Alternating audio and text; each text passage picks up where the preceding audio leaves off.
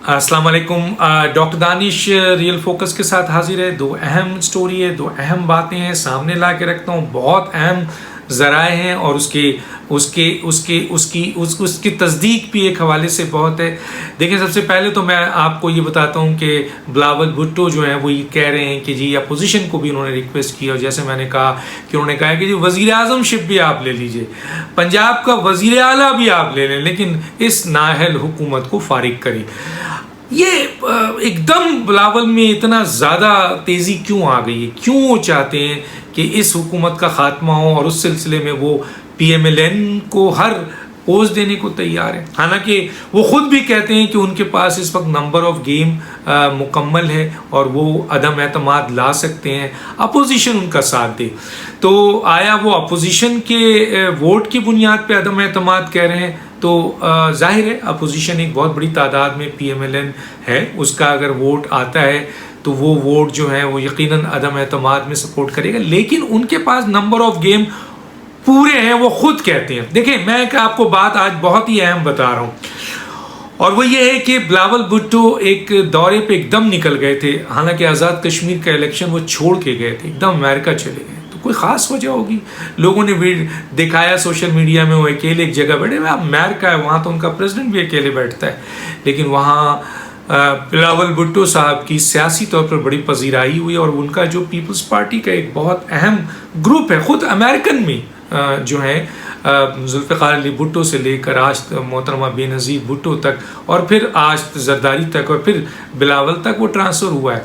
तो उस सूरत हाल में उनकी अहम मुलाकात हुई। जब वो पाकिस्तान आते हैं तो एक बहुत अहम तकरीब में, एक बहुत ही अहम शख्स की तकरीब में जिस तरह उनकी पजीराई की जाती है, जिस तरह उनको अहमियत दी जाती है, वो भी एक बहुत बड़ा क्वेश्चन मार्क है। मैं अभी बताना नहीं चाहता, सिर्फ इतना बताना चाहता हूँ कि बहुत ही अहम शख्स की तकरीब में बिलावल भुट्टो को वहाँ बहुत रिस्पेक्ट दी गई, बहुत अहमियत दी गई, और ये आफ्टर अमेरिका विज़िट के बाद है, उससे पहले ऐसी सूरत हाल नहीं थी। अब कंडीशन ये है कि ये तकरीब भी हुई जो मैंने तकरीब का बताया, उसके साथ साथ ये कि आते ही उन्होंने कह दिया कि इस हुकूमत को फारिग करो, और आपके पंजाब भी ले लें आप, मियां नवाज शरीफ साहब और शहबाज शरीफ साहब, हमजा साहब, मरियम साहबा, और मरकज़ भी ले लें, लेकिन इस शख्स को फारिग करो। क्यों? क्योंकि एक बात तय है कि American administration, Joe Biden administration Imran Khan के साथ काम करने को तैयार नहीं है। चाइना की जो इस वक्त एडमिनिस्ट्रेशन है वो भी इमरान खान के साथ काम करने को तैयार नहीं है। तो गोया इतना सॉलिड एक, जो कहते हैं ना, हमेशा से पाकिस्तान की सियासत में अमेरिका या जो बैरूनी दुनिया है, चीन है, सऊदी अरब है, UAE है, इवन कि सऊदी अरब और UAE भी अब इमरान खान के साथ काम करने को तैयार नहीं है। मुकम्मल तौर पर बैनुल-अक़वामी तौर पर पाकिस्तान जो है वो तनहा खड़ा है। तो जब अमेरिकन एडमिनिस्ट्रेशन करने को तैयार नहीं है, और उसकी वजूहात में बता चुका हूँ, चाइना की एडमिनिस्ट्रेशन तैयार नहीं है, तो फिर बिलावल भुट्टो को क्या चाहिए? यहाँ भी जब उसकी इतनी पजीराई हुई अमेरिका के आने के बाद, और उसके बाद उन्होंने ऐलान कर दिया, और उनके साथ इतने नंबर ऑफ़ गेम मुकम्मल हैं, और बिलावल दोबारा अमेरिका जा रहे हैं, और वो अमेरिका जा रहे हैं बहुत ही अहम एक मिशन में, और जाहिर है कि उसके बाद आएंगे तो अदम एतमाद जो है वो तैयार होगी। अब सवाल ये पैदा होता है कि जी जहांगीर तरीन एक बड़ा इंपॉर्टेंट फैक्टर है, मैं बता दूं, और मैं उनके नंबर भी बता रहा हूँ। जहांगीर साहब उसको नफ़ी करना चाहें तो कर दें, या कोई और करना चाहे, लेकिन मेरे पास जो नंबर आए हैं उनमें है 25 MNA इस वक्त जहांगीर तरीन के पास हैं। 25 MNA सोचे PTI के, और 32 MPA जो हैं इस वक्त जहांगीर तरीन के पास मौजूद हैं, और एक इशारे पे जहांगीर तरीन के ये अपना वोट कास्ट करेंगे। और जहांगीर तरीन और बिलावल भुट्टो के दरमियान बहुत करीबी ताल्लुक़ हो चुका है, फैसले हो चुके हैं, रजामंदी हो चुकी है। अब आइए आप परवेज़ इलाही। परवेज़ इलाही को भी एक तरफ से इशारा दिया जा चुका है, और वो पंजाब के लिए तो बहुत पहले से इशारा था।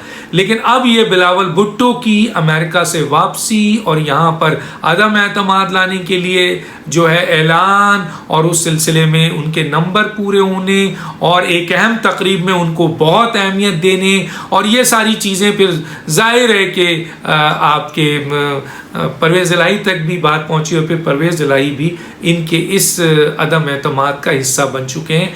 और जिस वक्त भी बिलावल भुट्टो अदम एतमाद का ऐलान करेंगे, रेक्विजिशन लाएंगे, पंजाब में परवेज़ इलाही का और तरीन का बहुत अहम रोल होगा और मरकज़ में भी होगा।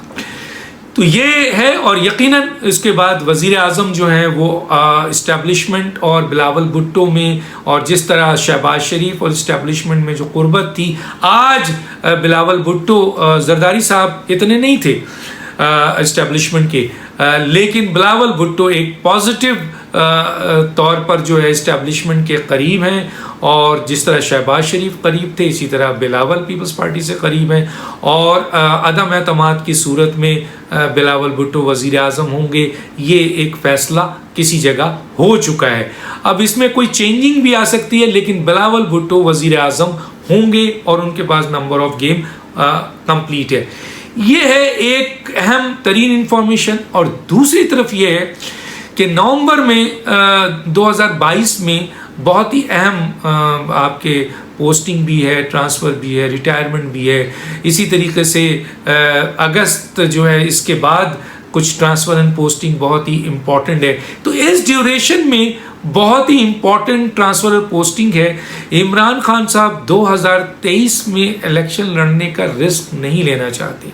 उसकी क्या वजूहत है? उसकी वजह यह है कि वो जानते हैं कि अगर वो एक जनरल इलेक्शन में गए और उनको बेसाखियों का सहारा नहीं मिला और उनको इस्टेब्लिशमेंट ने सपोर्ट नहीं किया, तो वो 15 से 18 सीट भी हासिल नहीं कर सकेंगे। अभी मैंने जहांगीर तरीन की भी आपको मिसाल दे दी है, जिन्होंने इनको इनके नंबर ऑफ मेंबर्स बनाने में और हुकूमत बनाने में और वज़ीर आज़म बनाने में जो मेंबर्स दिए थे ला ला के, वो सबको पता है। तो अब उनसे वो बिल्कुल अलग हो चुके हैं। तो इमरान खान की बहुत अहम करीबी ज़राए ये कहते हैं कि इमरान खान साहब जो हैं 2023 में नहीं जाएंगे। और आपने शायद फैसल वॉडा की एक बात सुनी थी कि जी वो 4 या 6 महीने पहले इलेक्शन करा देंगे। 4 महीने या 6 महीने पहले इलेक्शन नहीं, इमरान खान दिसंबर में ऐलान करना चाहते हैं और उसके बाद जनवरी, फरवरी, मार्च, अप्रैल, यानी मार्च और अप्रैल में इनमें आपके इलेक्शन कराना चाहते हैं। कब? दिसंबर में वो चाहते हैं कि इलेक्शन का ऐलान करें, असम्बली तोड़ें और उसके बाद जो एक ड्यूरेशन होती है 3 महीने की इलेक्शन, इसके बाद दिसंबर के बाद जनवरी में इलेक्शन आपके असम्बली तोड़ते हैं या फरवरी में तोड़ते हैं, इनमें वो असम्बली तोड़ें और उसके बाद जो रिक्वायरमेंट है उसकी असम्बली की कि इतने के बाद आपको इलेक्शन में जाना है, तो फिर वो एक इलेक्शन में जाएं। उनकी ज़्यादा ख्वाहिश है कि वो ये इलेक्शन 22 नवंबर 2022 से पहले और नवंबर से पहले और मार्च में ये चाहते हैं कि करा दिया जाए ये या अप्रैल में। तो इमरान खान साहब क्यों चाहते हैं? क्योंकि उनको 2023 में सूट नहीं कर रहा है, क्योंकि वहाँ हालात ऐसे शायद ना बने, उनको नज़र आ रहा है, जिसकी बुनियाद पर उनको बेसाखियों का सहारा ना मिले, जिसकी बुनियाद पर उनको इस्टेब्लिशमेंट का सहारा ना मिले और वो इलेक्शन में बिल्कुल एक्सपोज हो जाए और उसके बाद वो इलेक्शन जो है उनके हाथ से निकल जाए। क्योंकि वो अगर इलेक्शन लड़कर दोबारा इस मुल्क में वज़ीर आज़म बनना चाहते हैं या सियासत करना चाहते हैं, वो तो नहीं करेंगे। ये तो मैं आपको पहले भी बता चुका हूँ कि अगर उनको अदम एतमाद से हटा दिया गया, अगर वो इलेक्शन में जीत नहीं सके, जो उन्होंने तैयारी की हुई है, जो कुछ भी इलेक्शन इस्लाहात जो एक तरफा है, इलेक्ट्रॉनिक मशीन है और फिर ये ड्यूरेशन है, इसके अंदर नहीं कर सके, तो ना वो आइंदा सियासत करेंगे और ना वो आइंदा इलेक्शन लड़ेंगे। PTI फिर कोई और संभाले, जो भी संभालेगा। तो गोया ये बात मैं आपको ले आया, एक तरफ अदम एतमाद की कोशिश हो रही है, दूसरी तरफ इमरान खान खुद मिड टर्म इलेक्शन की तरफ जा रहे हैं। और मिड टर्म इलेक्शन की तरफ क्यों जा रहे हैं उसकी भी वजूहात मैंने बता दी है, क्या वजूहात है। अब सवाल ये पैदा होता है कि ये क्या नवंबर 22 का 2022 जो है, और अभी जो अगस्त के बाद कुछ ट्रांसफ़र एंड पोस्टिंग और कुछ रिटायरमेंट और कुछ चीज़ें हैं, वो अभी भी इमरान खान साहब को लेके चलना चाहेंगे या वो चाहेंगे कि इस मुल्क के अंदर एक चेंज आए। और अगर वाकई वो चेंज की तरफ जा रहे हैं तो फिर अदम एतमाद तैयार है, फिर तो अदम एतमाद तैयार है। और अगर फ़र्ज़ कीजिए वो चेंज की तरफ नहीं जा रहे हैं, वो इमरान खान साहब को ही लाना चाहते हैं, तो फिर तो बेहतरीन वक्त होगा ये आपका मार्च अप्रैल के, उसमें इमरान खान साहब इलेक्शन में जाएं। अब रही बात कि अपोजिशन कहाँ खड़ी होगी, PMLN और JUI कहाँ खड़ी होगी। क्या JUI चाहती है कि जो इमरान खान चाह रहे हैं कि जनरल इलेक्शन कबल अज़ वक्त हो जाए, मिड टर्म, तो PMLN उसकी तरफ जाना चाहेगी या PMLN अदम एतमाद की तरफ जाना चाहेगी? मैं इसके बारे में भी आज आपको बता देना चाहता हूँ बहुत ही अहम ज़राए से।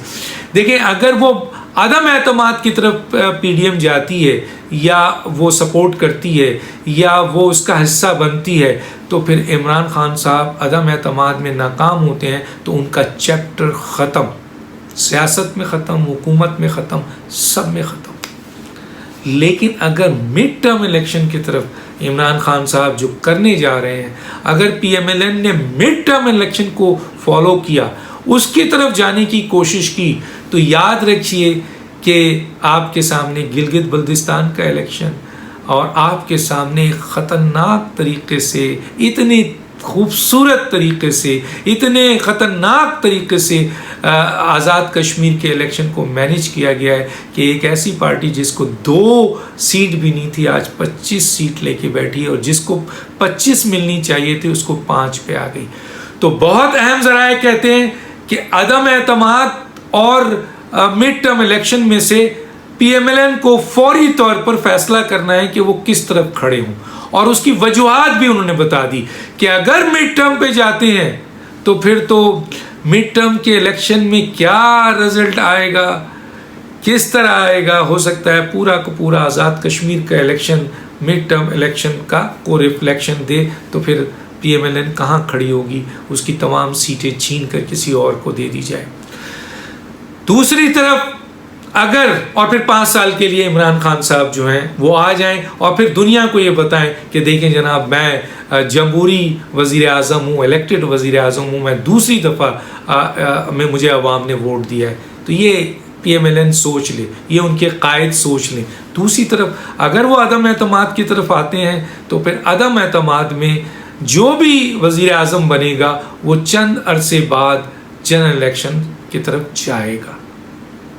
लेकिन एक फैक्टर बिल्कुल ख़त्म हो जाएगा, अगर अदम एतमाद कामयाब होती है तो इमरान खान साहब का चैप्टर मुकम्मल तौर पर ख़त्म। फिर PTI अकबर एस बाबर चलाते हैं या कोई और चलाता है, वक्त बताएगा। फैसला अब जाहिर है PDM और उनके लीडरान को करना है। बड़े ज़हीन लोग हैं, सियासी लोग हैं, समझदार लोग हैं, बेहतर फैसला करेंगे कि क्या चूज़ किया जाए, ये या ये। डॉक्टर दानिश को याद दीजिए। अल्लाह हाफ़िज़।